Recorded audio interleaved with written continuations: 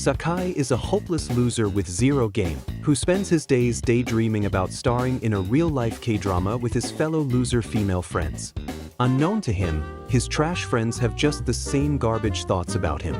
Being the emotional coward that he is, he wishes that a genie would magically create a rom-com to make everything go his way, so he doesn't have to make the first move.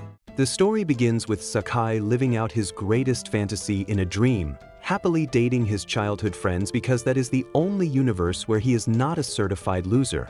In this dream world, he is the protagonist of a sweet, bubbly rom-com where everything goes his way and embarrassment simply does not exist. Unfortunately for him, reality crashes the party harder than Truckhuan on a bad day, when he is pulled out of his dream by an icy breeze brushing his face, courtesy of a window left wide open by one of his childhood friends, Shio. Instantly awake and already irritated, Sakai starts scolding her for sneaking into his room. He is fully committed to the lecture until Shio casually stretches out from under the duvet, as if she owns the place.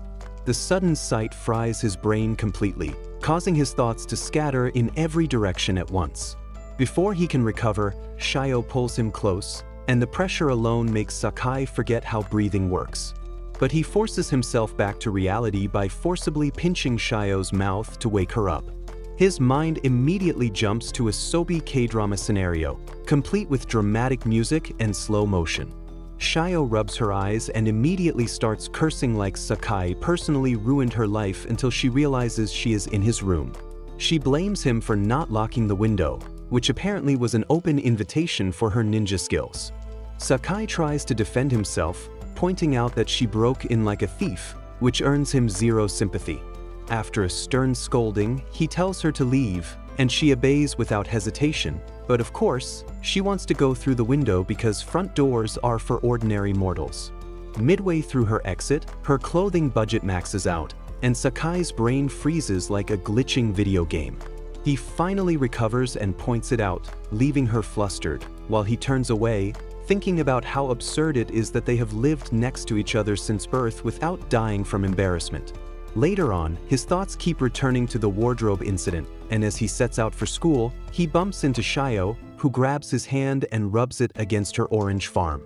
He tries to push her away, but she holds on harder, forcing his spirit into early retirement. She ignores his panic like he is a useless piece of wood, leaving Sakai completely mortified and questioning every choice that brought him to this moment. On their way to school, Shio refuses to let go, gripping Sakai like a python on steroids and making him question every life choice that led to this moment. He wonders how horrified she would be if she ever discovered the absolutely chaotic thoughts he has about her and decides that secret is going straight to the grave.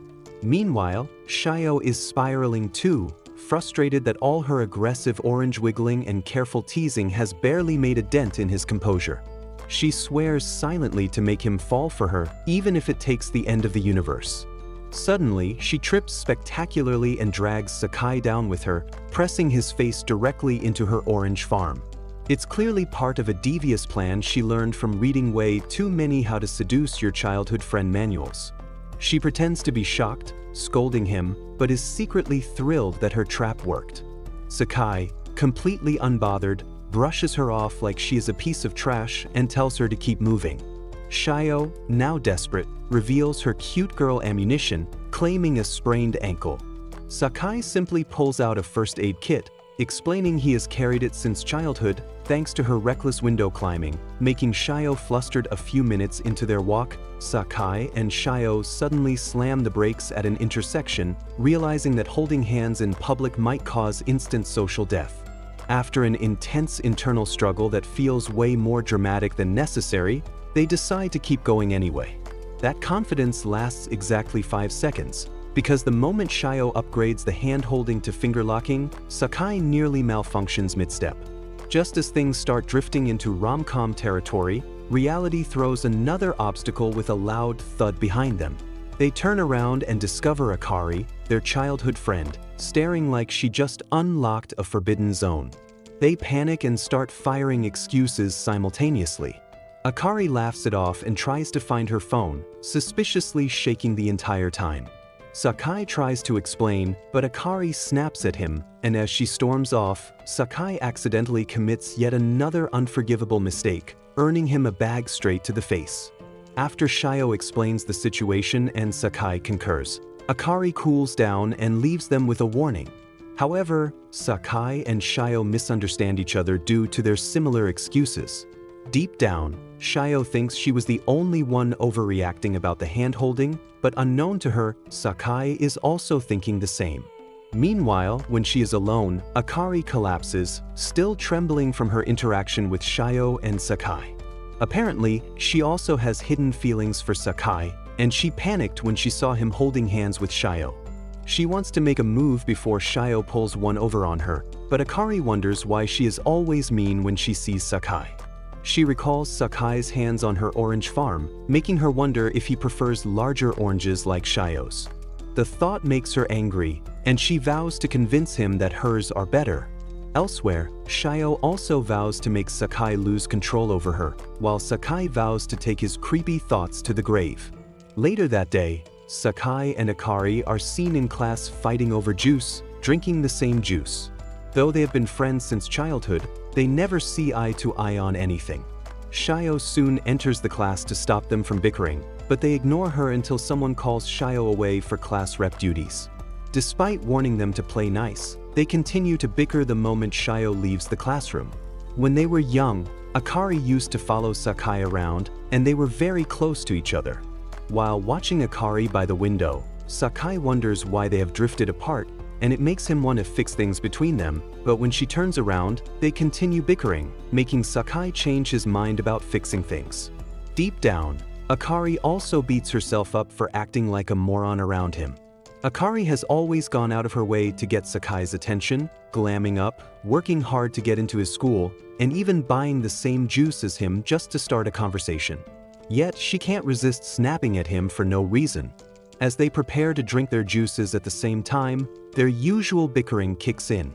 Sakai suddenly realizes they had switched drinks earlier, but before he can stop her, Akari takes a sip.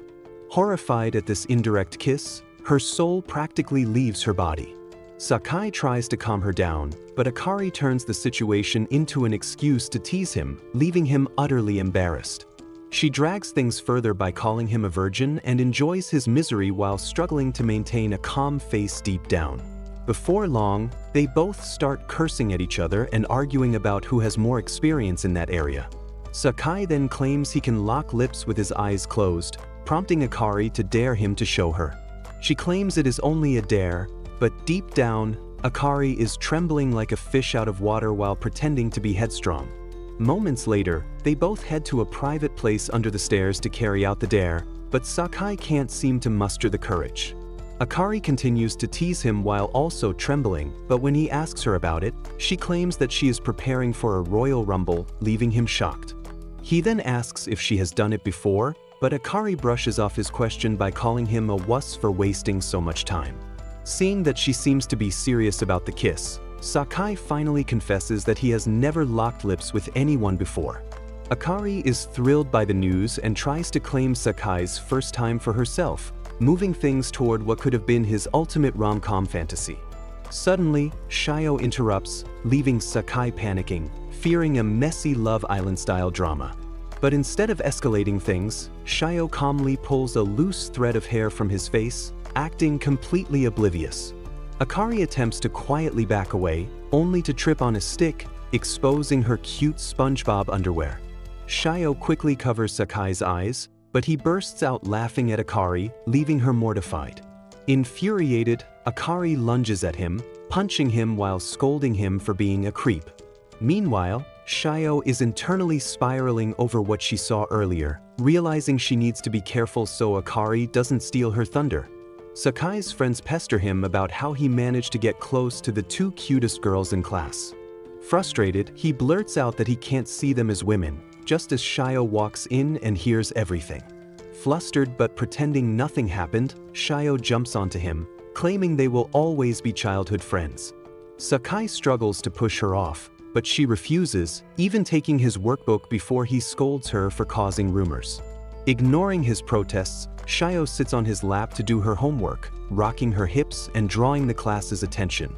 His friends warn Shio against someone unstable like Sakai, but she explains their long history and keeps teasing him, having discovered his weak spot. The situation escalates when Akari arrives, accusing Sakai of taking advantage of Shio. She tries to intervene, but Shio insists on finishing her homework that way. Akari eventually joins in, turning it into a playful shimmy contest, each girl trying to outdo the other and sending Sakai to comedic heights of embarrassment.